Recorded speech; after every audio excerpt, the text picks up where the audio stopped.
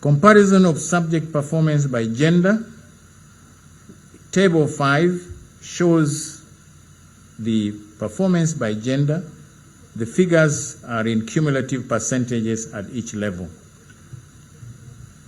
Mama, we show that in English, at distinction 2 and above, the female candidates score are at 4.6%, while the males are at 5.1. Rather, the males are at 4.6, the females are at 5.1. SST, the males are at 8.9 compared to 6.9. Then the science, similarly, the percentages are scored, are shown. The table, Mama, shows the usual trend of females doing much better than their male counterparts in English. Somehow the men have not they have not been able to wrap their heads around what is in English, that they cannot do well. So every year the girls are giving them a bloody nose. However, when they come to social studies, integrated science, and mathematics, their performance is better. Now we show the overall performance by division. Table 6 shows the overall performance of candidates by division of grades in 2024 compared to performance in 2023. The divisions are indicated in the first column. The number of candidates scoring the division is indicated, the cumulative number as we go down, and then the percentages, and also the cumulative percentages. On the right-hand side, we have same information given for 2023. We represent that same information in bar graph showing the percentages. Now, from the table and the bar graph, we observe that a higher proportion of the 2024 candidates passed in Division 2 and above level. Overall, the performance of candidates is better than that of 2023. A higher proportion of the candidates passed, that is 91.8% of all the candidates that sat the examination in 2024 passed, compared to 88.0%. However, as we have already observed, there is a drop in the number of candidates indicating obtaining Division 1. Division U is awarded to candidates who have failed to reach the minimum level of performance that can be awarded a minimum Division 4. They are usually not allowed, they are not admissible. Mama will also give the overall performance by gender. In Table 7, we show the males and the females, the numbers, the percentages at the different divisions, disaggregated by male and female. The table indicates that proportionally, males performed better than the females, and they also recorded a lower failure rate. The same information is also shown in Figure 3.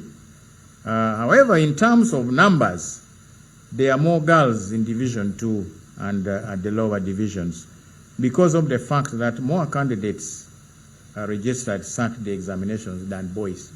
More girls sat the examination than boys. So in terms of numbers, you will see the numbers are bigger in the table, but when you work out proportions in terms of percentages, that is how you can compare those. So we have the bar graph showing those percentages as reflected in Table 7, Mama.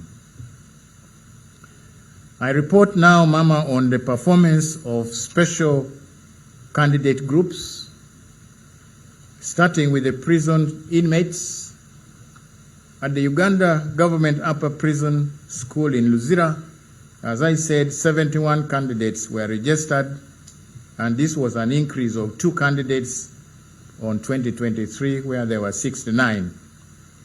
Of the 71 candidates who were registered, 59 of those sat, and 4 of them obtained Division 1, 36 obtained Division 2, 13 obtained Division 3, and 6 obtained Division 4. And Mama, very happily, none of them was ungraded.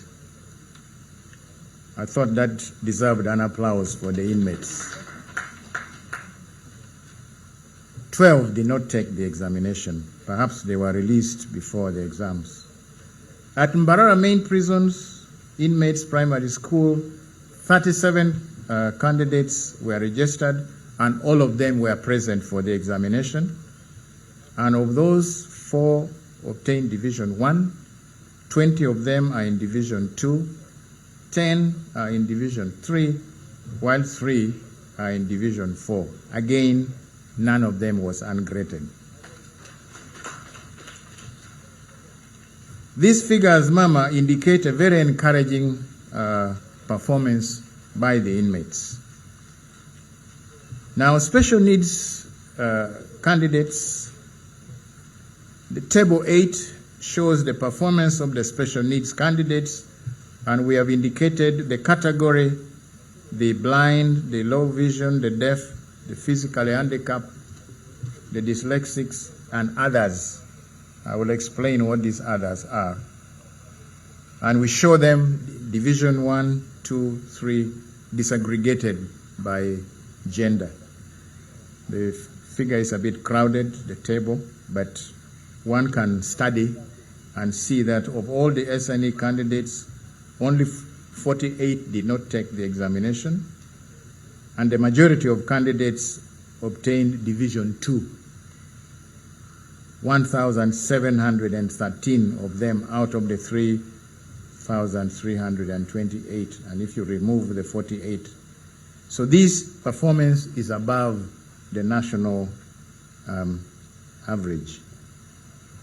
As the chair explained in his remarks, last year and the previous year, Mama, we had seen that the deaf candidates appeared to be particularly hard hit by their disability, and their results were not showing. But I am happy to note that although we have not shown, the chair's speech has indicated that last year, 2023, results up to 44, nearly 50% of them were ungraded. But this year, happily, that reduced to 23, and we hope that this is going to reduce further. A worrying development which the chairperson mentioned is that the board has noticed that in a few schools, they are registering perfectly normal pupils to be recognized as special needs candidates. They are hiding these candidates under the category that we have indicated as others. Now, Mama, these others are pupils that suffer from health conditions such as asthma, epilepsy, or sickle cell anemia. And the board recognizes that such candidates may get attacks during the examination period, and has put in place a facility where they can be given 45 minutes extra. However, they do not require any specialized assistance, like the blind would need Braille and the deaf would need sign language interpreters and so on and so forth. These ones are given 45 minutes. The errant schools we have discovered, we found they have been selecting their good pupils. They register them as others in order that these candidates benefit for the extra time of 45 minutes. The chair has already mentioned the measures that the board intends to take to address this fraud. We have also given, we have a document that we have enclosed, the district performance. We have summarized the performance by district. Members will be able to see because they are enclosed. But we observe, Mama, that there are some districts that are persistently having very, very high percentages of candidates in the U category. You will see on page 1, Alebtong with 22.4. You see Bulambuli with 26.1. Butebo with 21.1. Dokolo with 20.1. And so on and so forth. Others, Kitgum with 21.3. Madiokolo with 24.1. Manafa with 22.8. Mama, these are very high percentages of candidates who are ungraded, and something definite should be done about it.